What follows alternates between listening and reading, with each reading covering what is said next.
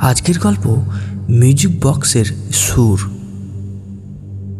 পূর্ব বর্ধমানে গোপালপুর গ্রামের রুদ্র নামের এক কিশোরী থাকে।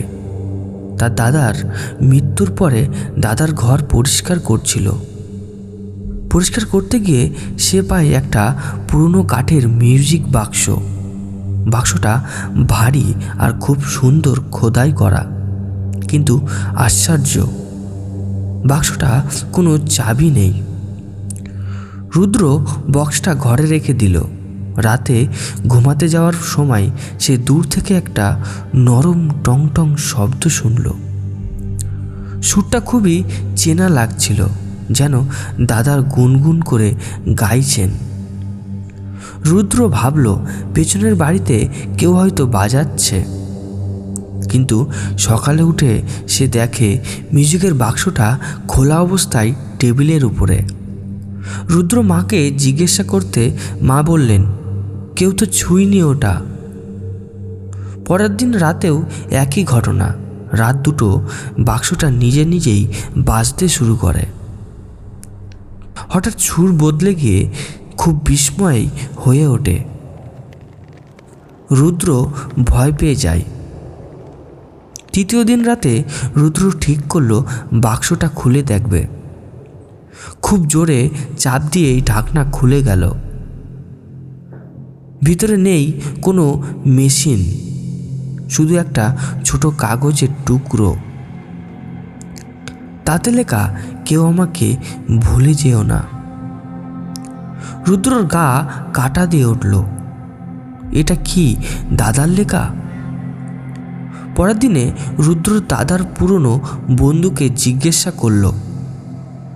একজন বললেন, তোর দাদা এই মিউজিকের বাক্সটা এক মৃত শিশুর ঘর থেকে এনেছিল। বলা হয় শিশুটা রাতে সুর বাজিয়ে মাকে ডাকত।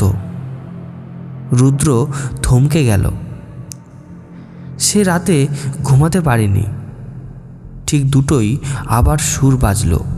এবার সুরটা খুব দূর থেকে আসছে। রুদ্র বক্সটা হাতে নিয়ে বাইরে বেরোলো। বাতাসে কুয়াশা। সুরটা ধীরে ধীরে গ্রাম ছেড়ে মাঠের দিকে যাচ্ছে। রুদ্র অনুসরণ করতে করতে গ্রামের বাইরে পুরনো বটগাছের কাছে পৌঁছালো। সুর তখন থেমে গেল। হঠাৎ তার সামনে কুয়াশায় একটা শিশুর ছোট অবয়া দেখা গেল। শিশুটি বলল, আমার খেলনা আমাকে দাও, আমি বাড়ি যেতে চাই। রুদ্র ভয়ে কাঁপছিল, কিন্তু শিশুটা তাকে দেখে তার মায়া হলো। সে মিউজিক বক্স এগিয়ে দিল। অবয়াটা ধীরে ধীরে মিলে গেল।